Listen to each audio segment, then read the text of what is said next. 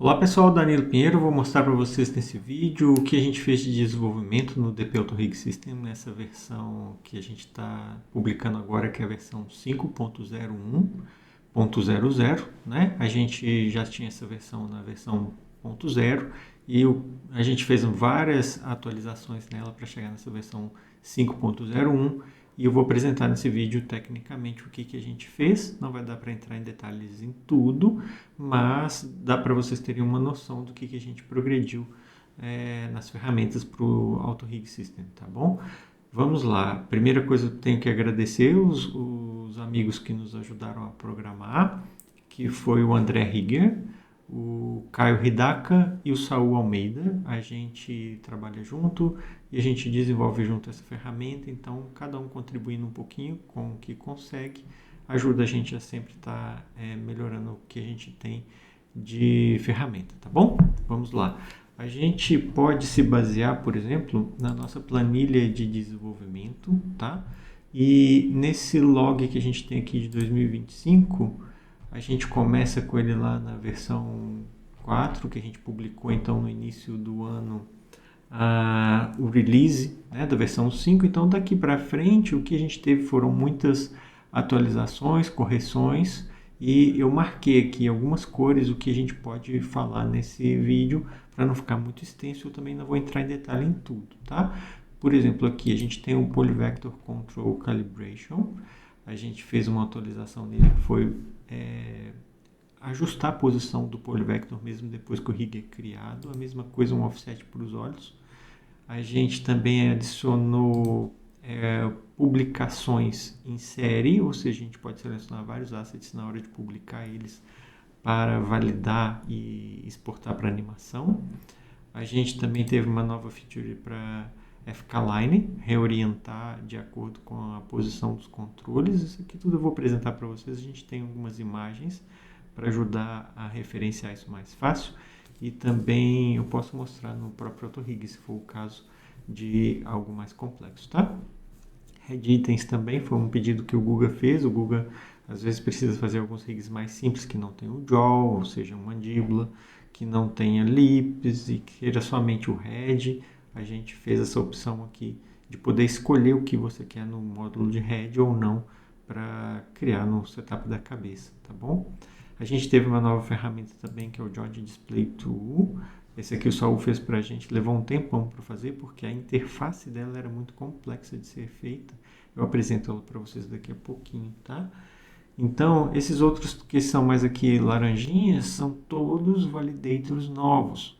Ou seja, na hora de receber o nosso modelo, a gente tem os validators de check-in e a gente vai verificar a topologia, ver se a topologia está boa. Então, a gente verifica no manifolds, a gente vê se tem algum problema de topologia, e aí eu vou mostrar para vocês esses validators rapidamente o que a gente criou, mas foram muitos, olha só, isso daqui nessa versão foi muito bom, tá? A gente também conformou algumas coisas no Maya 2026 que tinham problemas de integração, a gente corrigiu algumas coisas, pode ser que apareçam mais para frente, porque a Autodesk sempre lança uma versão do Maya com algumas coisas a ajustar, né? E a gente trabalhou muito os validators de saída também, que são que verificam o nosso rig na hora dele exportar e melhorar o nosso setup para animação, tá bom? Então eu vou passar isso aqui rapidamente. A gente tem algumas imagens que eu já deixei aqui pré-definidas para a gente. Esse daqui, ó, vamos tentar correlacionar os dois, né? Vamos ver o que a gente consegue aqui. Essa é na versão 1 ali que a gente está descrevendo. Tá? A gente teve aqui, ó, novas atualizações da pipeline, que a gente acrescentou esses dois novos botões, para que quando a gente consiga configurar a nossa pipeline que a gente está trabalhando, esses são os dados de pastas onde vão ser salvos arquivos, publicados arquivos, onde vai ser enviado para o cliente o arquivo limpo, publicado, etc. Tá? São esses dois novos botões aqui. Em sequência, a gente tem um problema que a gente corrigiu também, que é esse daqui do Finger Preferred Angle. Isso daqui nada mais nada menos é que quando a gente tinha, deixa eu ver se tem um problema aqui, não tem problema, mas a gente tinha os dedos dobrando para baixo, sabe? em vez de, quando ele pega em IK, em vez dele dobrar para cima assim, normal, ele estava dobrando meio que para baixo assim. Então a gente corrigiu isso pelo código, tá? Mesmo se a gente posicionar uma guia que os dedos estão todos muito para cima assim, ele ainda vai dobrar para o lado certo, porque a gente corrigiu isso, tá? Bom, isso aqui é questão de nomenclatura, que estava faltando um joint. Esse setup aqui, a gente, na hora que cria um skin cluster, a gente já está mudando ele para Space Mode para Local, porque se a gente, é uma coisa assim, inacreditável, se a gente tem um joint num skin cluster, dá problema de transformação no skin cluster do mais. Para a gente foi inusitado, mas aconteceu. E a gente mudando esse atributo aqui para local, ele não dá problema de transformação de um joint. Hein? Isso é sensacional. Então a gente alterou, tá? Aqui a gente tem alguns check-ins que a gente limitou eles, tá? Para que eles sejam rodados somente quando tiver, quando não tiver, por exemplo, guias e quando não tiver o rig pronto, porque não adianta a gente dar um freeze transformation no rig pronto e aí estraga o nosso rig, tá? Então, a princípio, esses daqui foram os que a gente removeu de poderem ser executados se já tem um rig na cena ou guias na cena, tá? É só por segurança mesmo. Esse é o offset que a gente tem para o Polyvector, que eu comentei com vocês, esse daqui, ó, 856, tá? A gente tem agora atributos de calibração, onde a gente pode escolher a posição de onde esse controle vai ficar. Imagina que você tem um rig, às vezes o personagem com a perna muito curtinha, o Polyvector vai ficar muito perto do joelho por causa do tamanho da perna, e aí você depois pode posicionar ele um pouco mais para frente para facilitar o animador encontrar esse controle mesmo em setups mais compactos, tá bom? Dá pra gente calibrar a posição deles usando esses atributos aqui. A mesma coisa para os olhos, a gente tem agora alguns atributos de calibração do olho, que é para, depois que o rig é criado, quando a gente vai mandar isso para o animador, ele pode, antes de pegar o rig, a gente calibra esses atributos que está na tela, e aí o olho, por exemplo, ele vai ter um offset da pose inicial dele, tá? Isso vai fazer com que o personagem, às vezes a gente recebe ele com o olho olhando para frente e a gente precisa enviar para o animador ele com os olhos um pouquinho abertos assim, de acordo com o concept do personagem. Então isso aí ajuda a gente também a calibrar, tá bom? Deixa eu ver o que mais que tem aqui que é relevante a gente falar. Esse skin cluster aqui a gente reconecta ele quando não está conectado, então isso aqui é importante para a gente fazer a publicação do rig, verificar se ele está conectado ou não. Se não estiver conectado, esse vai ser um novo node de checkout, tá bom? Que a gente verifica. Vamos ver o que mais. Esse daqui é um ajuste que a gente fez no chain, que o chain estava escalável, estava com problema de escala. Então agora quando o rig está muito pequenininho, ele ainda continua com a escala boa. Antes ele dava um erro no chain, quando ele escalava pequeno, tá vendo? Ele dava um probleminha assim, então a gente corrigiu também. A gente adicionou uma funcionalidade no Publisher, que é quando você está no seu projeto, você vai publicar um asset, mas você precisa publicar vários assets em sequência. A gente fez esse aqui, o 877, isso aqui foi muito legal, porque a gente adicionou esse botão vai levar para uma tela, onde você vai conseguir vir aqui e marcar quais são os assets que você quer publicar. E aí você coloca os seus comentários aqui e você dá um publish. Ele vai fazer um asset de cada vez, passando em sequência e publicando eles com a nomenclatura correta, no lugar certo, passando validação neles. Então, isso ganha muito tempo quando você tem que publicar vários assets em sequência. Esse aqui é uma coisa que ajudaria bastante a produtividade, tá? E no final ele apresenta para a gente aqui, ó, tantos assets foram publicados com sucesso, por exemplo. Se tiver algum que não foi publicado corretamente, ele vai marcar aqui como erro, ó, atenção, e vai colocar um botão para você clicar nele e você vai abrir esse asset com problema através desse botão. Então facilita você saber se todos foram bem, não vai ter essa parte de baixo, mas se tiver essa parte de baixo, os assets que não funcionaram bem na publicação, que deram algum erro em algum momento, eles vão parar aqui nesses botõezinhos que vão aparecer aqui para cada um dos assets, tá bom?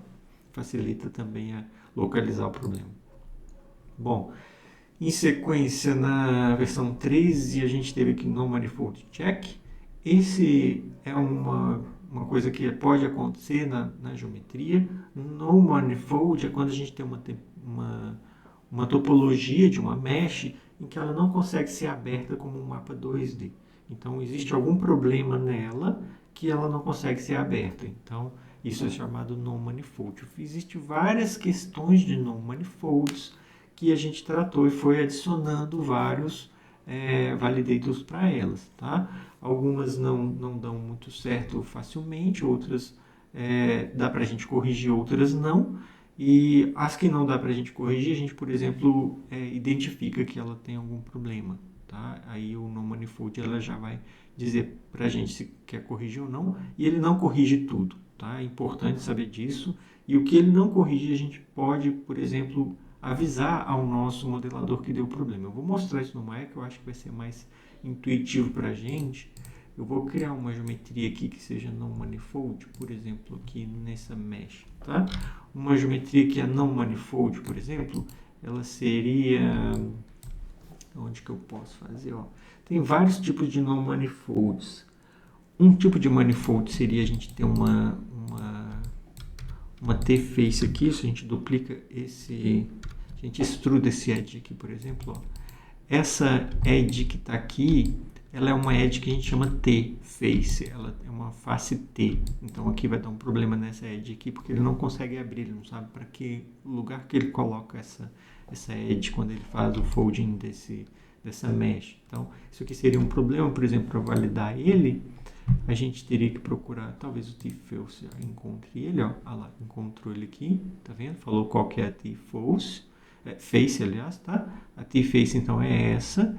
E ele seleciona ela pra gente, tá? Alguns tem fix, outros não. Mas se você vê no seu Script Editor, por exemplo, se você tiver um pouco mais de conhecimento sobre o Script Editor, você pode vir aqui e você vai ver que ele reporta algumas coisas pra gente aqui interessantes, que são umas coisas mais difíceis de encontrar no caso, tá?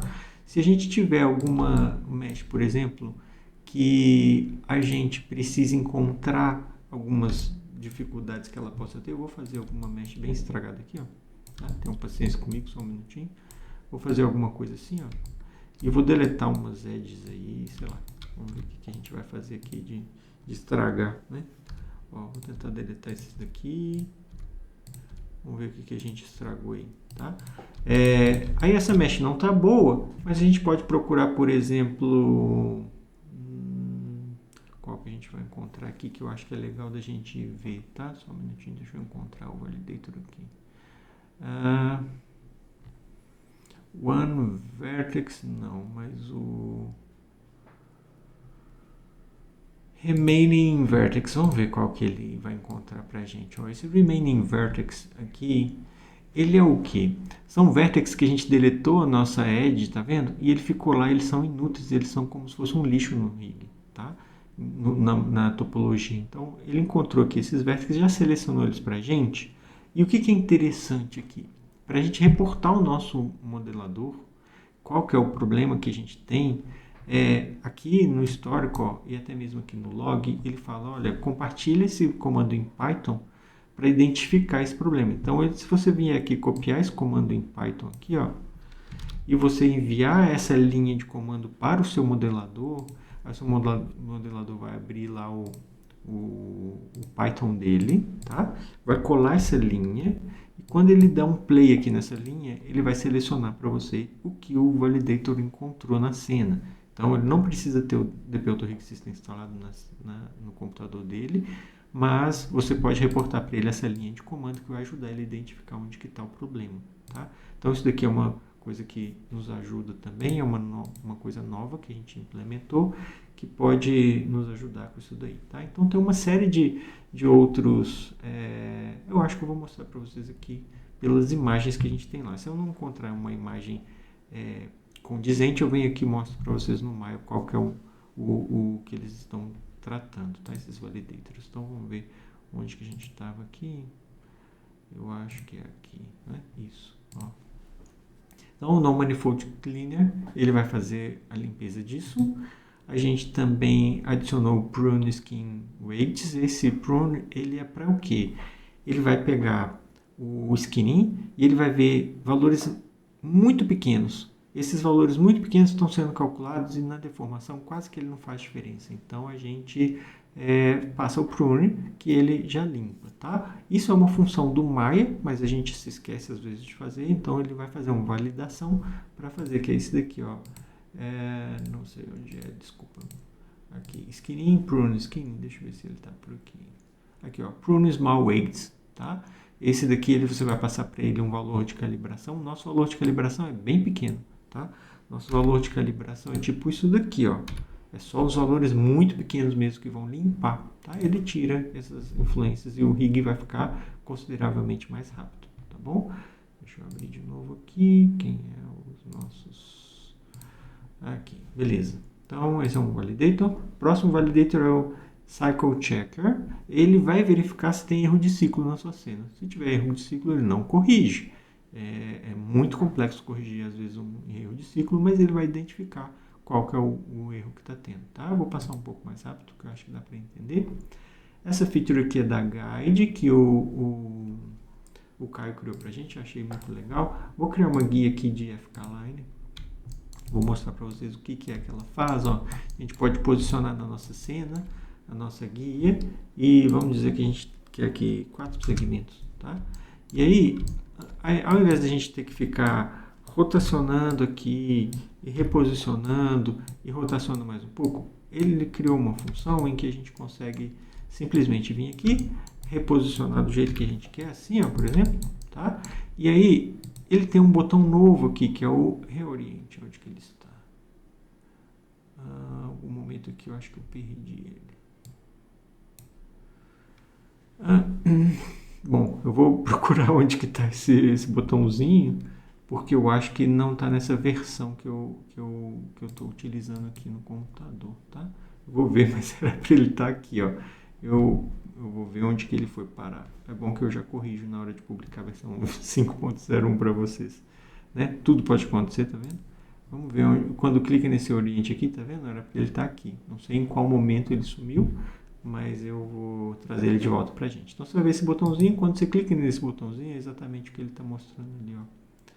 Que é reposicionar visualmente só no Translate, por exemplo, e o reoriente, o que ele trata? Ele trata de fazer a orientação pra gente da nossa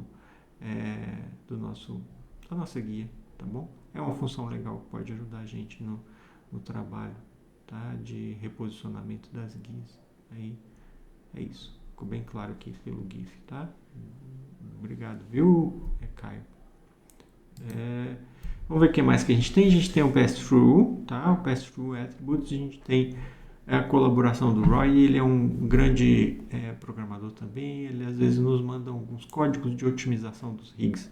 E a gente utiliza como base para poder criar alguma coisa nova. E ele é um bom colaborador da DP Auto Rig System com ideias e base de protótipos para nos ajudar a impulsionar o desenvolvimento, tá? Então agradeço também o Roy, ele ajudou a gente em algumas coisas, como essa, por exemplo, que é o Pass-Through Attributes. O que ele faz? Ele vai ver nos nossos controles se existe algum atributo que ele é simplesmente passagem de dados, mas que ele não altera nenhuma coisa no dado. Então, o que ele vai fazer no final? Ele vai passar um validator, em que esse validator vai atravessar sem passar por esse atributo. E aí a conexão fica mais rápida e diminui quantidades de cálculos no rig e o rig fica mais rápido. Então, essa é a intenção, tá? Esse daqui, Scalable Deformer Checker, é exatamente o que a gente estava checando, se o deformer está conectado com o rig scale do Option Control. Se não tiver conectado, ele conecta para o rig ficar escalável e os deformadores também seguirem o rig, tá? E aí ele conecta, por exemplo, nesses valores aqui, quando ele está em Dual Quaternion, um Skin Cluster, por exemplo, ou o Waked Blades, para, no caso, o rig ser escalável e o skinning compensar isso, tá? Nós também tivemos outros validators, que são o Joint Change Cleaner e o Bind Pose Cleaner. Esses dois, basicamente a gente vai pegar os Joint Chains que a gente não não usa no rig, não usa no skinning, ele é só por um auxílio visual no auto-rig para a gente poder ver se os nossos joints estão rotacionados ou não. E esse Joint End Cleaner a gente optou em deletar eles no final do rig, caso ele não tenha sido utilizado em nenhum tipo de setup como deformação em skin cluster, se ele não tiver sido criado nenhum IK nele e essas coisas, então ele vai poder ser deletado, tá? Então esse cleaner faz isso. Bind Pose Cleaner também faz uma coisa para poder otimizar o export do rig para games, como por exemplo a Unity tem uma certa limitação com Bind Pose. O que a gente faz? Esse validator pega todos os Bind Poses, deleta eles e pega todos os joints e cria um Bind Pose. Aí a Unity consegue ler ele mais facilmente sem muitos problemas. É essa a intenção mesmo da gente criar essa ferramenta nesse sentido, tá? De limpeza do rig. Sempre que o checkout está passando, ele está limpando o rig e em alguns momentos ele vai até destruir algumas coisas do work in progress do nosso setup, justamente para otimizar o rig. Ou seja, a gente está com a ideia de compilar o rig para animação, não para manutenção de rigging, tá? Isso daqui é aquilo que eu comentei, que foi um pedido do Google. A gente adicionou opções para criação no módulo de head, de ter opção de criar o jaw, ou chin, ou lips, ou head, upper head. E isso daí são coisas que a gente pode marcar ou desmarcar aqui. O rig vai criar com ou sem isso, tá? Eu acho que está aqui marcado que a gente tinha. A gente está nesse item aqui, ó, head itens, tá bom? Então, mais um pouquinho, respira aí, paciência comigo, a gente já vai finalizar essa apresentação. Esse daqui, então, é uma otimização que a gente fez para o Radial Joints Validator. Tá? A gente tem um novo Validator que é o Validator que, quando a gente roda ele, ele vai esconder todos os joints. Tá? E como que ele vai esconder esses joints? Ele não vai dar visibility neles, ele vai alterar o display desse joint para o animador não ter como visualizar esse joint ou não mexer nesse joint sem querer. Aí ele não precisa ir lá na viewport dele desmarcar para não ver joints. O rig já vai ir sem joints nenhum, justamente porque esse validator que o Saul criou é muito parecido com essa ferramenta que ele criou também, que eu já vou mostrar para vocês. Eu não sei se é o próximo. Talvez é o próximo, ele já mostra a ferramenta aqui. Olha que legal, ele fez para a gente um GIF. E essa interface dessa ferramenta, deixa eu abrir aqui, ó. A interface dessa ferramenta é bem legal. A gente tem uma série de joints, a gente tem um filtro aqui que a gente pode filtrar pelo nome dessa joint e a gente seleciona o raio dela que a gente quer por esse radius ali, se for interesse de fazer isso. Se não, tá beleza, a gente pode escolher qual tipo de visualização do joint. Então, se ele selecionar alguns joints e passar eles, por exemplo, para multitude as box, eles ficam dessa forma. Se ele for none, que é o que a gente faz quando publica o rig, ele não aparece. E se ele for esse último joint, ele fica só a bolinha, sem o bone, tá? Então, é uma ferramenta bem interessante que ele criou, que nos ajuda principalmente na hora de otimizar o rig para o animador, tá bom? Vamos ver o que mais que a gente tem aqui de legal. Color per vertex. Isso daqui a gente remove o color per vertex, pode vir na nossa mesh. Se vier alguma coisa colorida no seu polígono, isso aqui vai tirar para deixar limpo, tá bom? Muito bem. Non-Quiet Face, ele vai selecionar faces que são triângulos ou faces que têm mais de 4 lados, que são os polyfaces, né? Então, ele vai selecionar isso para você e te mostrar, olha, isso daí tem problema. Ele não corrige, porque isso é uma mudança na topologia, daria para a gente dar um quad em tudo, mas vai ficar ruim, a topologia não vai ficar boa, além de estragar o V, então a gente não faz essa fix automático, tá? Border gap, isso é quando a gente tem um furo, que é o que o Maia chama de hole.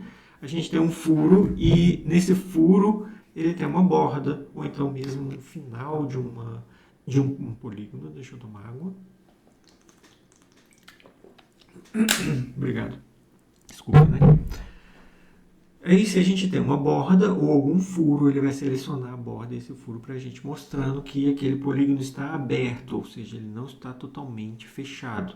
Então, isso aí alguns momentos isso pode ser um problema, mas em outros momentos é muito comum que isso exista e não é uma coisa que a gente queira que fixe. Então, por exemplo, o fundo da garganta pode estar aberto, o fundo da parte interna das pálpebras também, muitas vezes ele fica aberto, sem polígonos fechados. Isso então depende muito da modelagem que a gente receber, principalmente roupas vão estar abertas com muitas bordas, então depende muito do que a gente estiver trabalhando, tá? Então a gente está aqui, lâmina face, deixa eu ver se tem alguma coisa aqui. Eu vou mostrar o que seria uma lâmina face. Lâmina face seria duas meshes em que elas têm as mesmas faces, aí você dá um combine e um merge nelas. Então ela vai dar um merge nas vértices e as faces vão ficar uma em cima da outra igualzinha, tá? Isso daí é um lâmina face, é um problema na topologia que a gente também consegue corrigir com o AutoRig, tá? Tweak Node Cleaner é uma limpeza que a gente pode fazer no nosso rig, que é também um validator de checkout, que é, quando acaba o rig, você não vai usar mais um Tweak Node, porque o animador não utiliza Tweak Node na cena dele. Então a gente pode deletar esses nodes na hora de publicar o rig para animação. Né? Durante o rigging pode ser que você precisa dele, mas para animação não precisa, então a gente limpa eles para a cena ficar mais rápido. Tá? Vamos ver o que mais que a gente tem aqui, esses tweaks aqui que foram apresentados que liberou, tá? Broken rivets, isso daqui é quando você tem um rivet que o fólico dele não pegou, veio com um problema ou alguma coisa. Então, a gente tem esse verificador de checkout também para saber se o fólico está grudado para o rivet seguir a geometria. Então, esse daí é um cálculo bem complexo que se faz na hora de otimizar isso daí. E o André conseguiu programar para a gente ele, que ficou bem interessante. Assim, a gente verifica se o rivet está grudado. Se não tiver grudado, a gente randomiza um pouquinho a variação dele, onde que ele vai grudar em uma UV. E aí ele consegue reconstruir o rivet para essa posição e o rig não vai ficar com problema quando se publica, tá? Então é bem interessante isso daí, porque é difícil de encontrar esse problema e aí automaticamente a ferramenta ajuda a gente a corrigir, tá bom? O que mais que a gente tem? A gente tem o T-Face, que eu acabei de falar para vocês, que ele limpa aquela facezinha que está com um edge múltiplos, né? Esse T-Face ali. A gente também tem o One Vertex. O One Vertex é o quê? Quando você tem dois shapes combinados em uma mesma mesh e você tem duas vértices desses shapes que são independentes, mas que quando você dá um merge nela, as duas vértices grudam uma na outra, mas são shapes diferentes.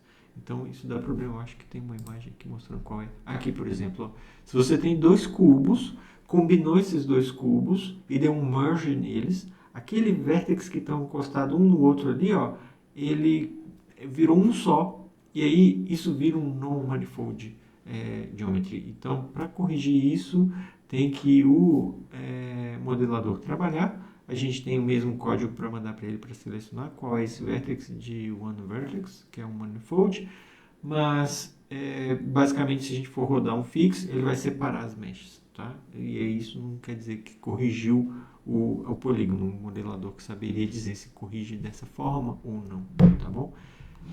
Vamos ver o que mais que tem aqui. Remaining Vertex Cleaner eu já mostrei para vocês, alguns vértices que estão nas edges e elas não são bordas, aí ele vai limpar elas pra gente, que são basicamente essas daqui, ó, tá?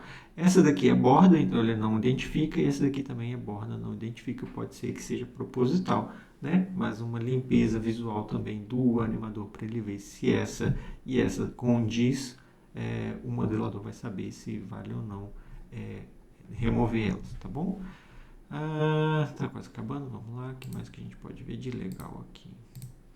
Bom, Remap Value to Set Range, isso daqui é uma mudança que a gente faz nos nossos nodes de setup, principalmente nos corretivos. A gente já cria os corretivos já com Remap Value, porque a gente pode escolher às vezes a curva de interpolação. Mas depois que o rig já está pronto, se essa curva de interpolação for linear ou a gente não tem nenhum atributo de color do Remap Value em utilização, Se não tem nenhuma variação num quesito mais simples, aí a gente pode transformar esse remap value em set range. E dessa forma o set range calcula mais rápido, o rig vai ficar um pouquinho mais rápido na hora de publicar. A gente não alterou isso na raiz do setup para o AutoRig já criar em set range, porque muitas vezes a gente precisa editar os nossos setups e a edição do setup fica mais flexível com o remap value, que a gente pode mudar a curva de interpolação e o rig ficar mais interessante em alguns casos, tá? Então a gente não eliminou o remap value justamente porque na criação do rig a gente pode querer utilizar coisas que o remap value tem de vantajosas que o set range não tem. Mas na hora de publicar para o rig, para animação a gente limpa, tá bom? E os que podem ser limpos, né? Então aqui eu acho que terminou a minha verificação aqui do que a gente tinha de imagens para ver. Além disso, teve outras coisas que a gente criou aqui, que foi o Parented Geometry Check-in Validator. Eu esqueci de trazer as imagens para a gente, desculpa. Mas o que ele faz? Ele verifica se tem geometria filha de geometria. Se tiver geometria filha de geometria, ele limpa, ele tira, coloca ela no grupo do pai acima. Então, não é aconselhável fazer rig no Maya com geometria filha de geometria. Então, esse é um validator que, na hora do check-in, a gente vê se tem esse problema. E um outro validator também é esse aqui, é o que ele vai remover transformes que estão vazios, tá? Então, um rig com transform vazio, eu vou até mostrar para vocês, ele vai entrar em comunhão justamente com esse que eu estou para publicar agora, que é a versão 5.00.01, que eu já vou subir ela agora, na hora que eu terminar esse vídeo. Essa vai ser a versão que vai, ela está mudando um pouco o código do nosso rig, para que ele seja um pouco mais estável e mais limpável, essa é a verdade, tá? Então ele vai ficar mais acessível ao Empty Validator Transform, que vai limpar ele mais facilmente. Então, só para mostrar aqui, eu vou ilustrar. A gente pode criar aqui um rig simples, tá? De um biped, por exemplo, tá? Ele já cria as guias, a gente já vai criar o setup dele aqui rapidão. O que a gente quer ver nesse setup que eu quero apresentar para vocês é que a gente não vai ter mais alguns locators antigos que a gente tinha, que eram os locators de do not, delete, please, lock. Isso eram os locators que a gente guardava dentro, por exemplo, do static group. Dentro desses grupos, haviam informações nesses grupos que a gente não podia perder, e essas informações, para não serem deletados esses grupos, a gente guardava um locator aqui dentro e locava esse locator para ele não ser deletado. Então, esse grupo não é deletado, a gente usava essas informações aqui para poder construir o rig. Mas na hora de publicar o rig para animação, isso já não é mais necessário. E mesmo agora na criação do rig, a gente mudou a estrutura do rig para que ele não dependa mais da nomenclatura ou desses atributos que estão aqui nesses grupos. Então, esses grupos passam a ser deletáveis na hora da publicação. Eles continuam aqui porque enquanto a gente está no arquivo Work in Progress, a gente pode usar esses grupos como suporte para setup manual, e se a gente não usar, na hora da gente publicar o nosso rig, a gente vai lá no validator final aqui, por exemplo, do Remove Empty Transform, ele vai verificar, olha, tem algum grupo que pode ser deletado? Olha o tanto que ele achou. E a gente não vai ter mais aqueles locators, e o que não for utilizado no AutoRig, ele vai deletar, tá? Aí, se a gente pedir aqui fix, o que ele vai fazer? Ele vai dar uma limpa aqui pra gente, ó. Essa limpa fez com que tirasse até mesmo, por exemplo, grupos como o Working Progress Group, FX Group, Proxy Group. Como não tem utilização deles aqui, o rig vai ficar mais limpo, com menos grupos vazios, tá? Então, essa foi uma otimização da performance que a gente viu, ganhou um pouquinho de velocidade o rig, e eu espero que isso ajude vocês, tá bom? Qualquer dúvida que tiver, entre em contato, a gente ajuda em algum esclarecimento, tá bom? Obrigado, valeu!